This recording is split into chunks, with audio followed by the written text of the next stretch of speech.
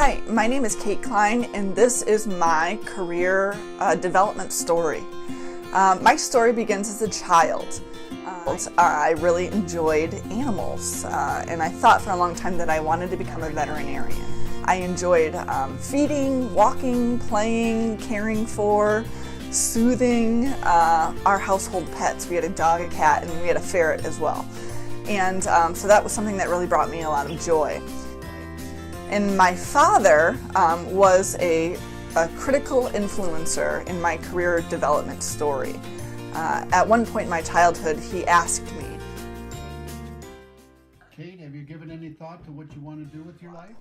And I told him at that point in time, Dad, I think I want to become a veterinarian. And so my dad, at that point in his career, he was an attorney, but he had the foresight to arrange what we know as a job shadowing experience. And he contacted a local veterinarian's office and he asked if I could come and hang out there and basically observe a couple days a week during the summer. And they agreed. And so I thought this was the neatest thing ever. I rode my bike down there a couple times a week, and I just watched. I can remember being in an operating room and watching cats being declawed, and dogs and cats being spayed and neutered, and doing annual exams, vaccinations, all of that stuff. And I loved every minute of it. If anything, it kind of solidified for me my passion for animals and wanting to become a veterinarian. There was a day during this experience, though, that significantly changed my perception of this occupation. And a woman came in with a lifeless cat in her arms, and she said, "I just hit this cat on the road. I don't know who it belongs to." She was emotional, she was crying, and she said, "Please, please help this animal." And she plopped it down on the table. And immediately the vet and the techs, they started checking for a heartbeat, checking for pupil dilation. They intubated the cat and were doing hand or manual compressions for air. And anyways, long story short, there were no signs of life, but the cat's heart was still beating. So unfortunately, they had to euthanize the cat. And I was probably, 12 or 13, and I didn't really realize that that was a part of the job description of becoming a veterinarian.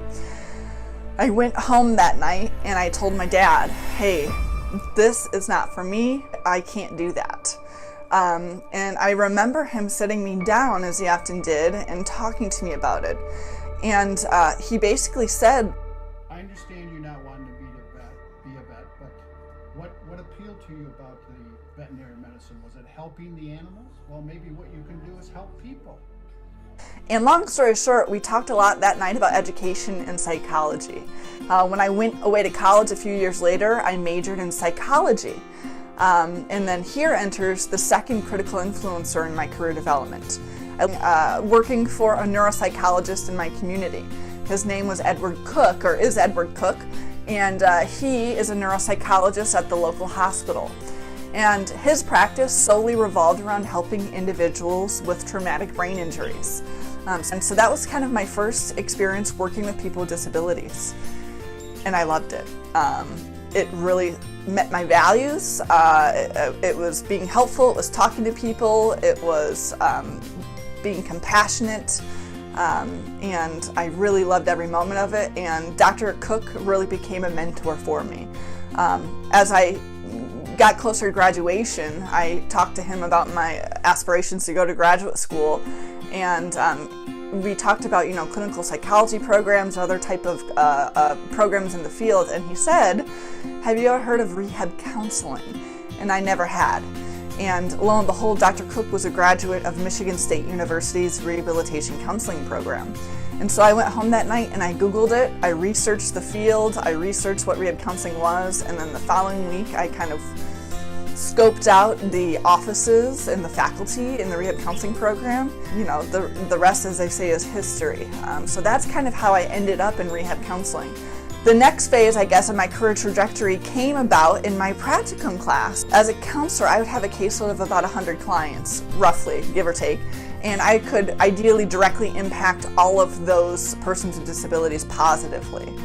And I realized in practicum, if you're a clinical supervisor, you supervise, a handful of students, and each of those students might have a caseload of roughly 100, or eventually they'll have a caseload of roughly 100. And so my reach, my ability to be helpful grows exponentially if I become an educator or a supervisor of counselors. And so that really kind of piqued my interest in getting a PhD and kind of going further, so that working with all of you, ideally, I'm indirectly benefiting your clients as well. And so all of those things together really help or really speak to my personal value statement, and have really formed my career trajectory. And that's my story. Thank you for listening.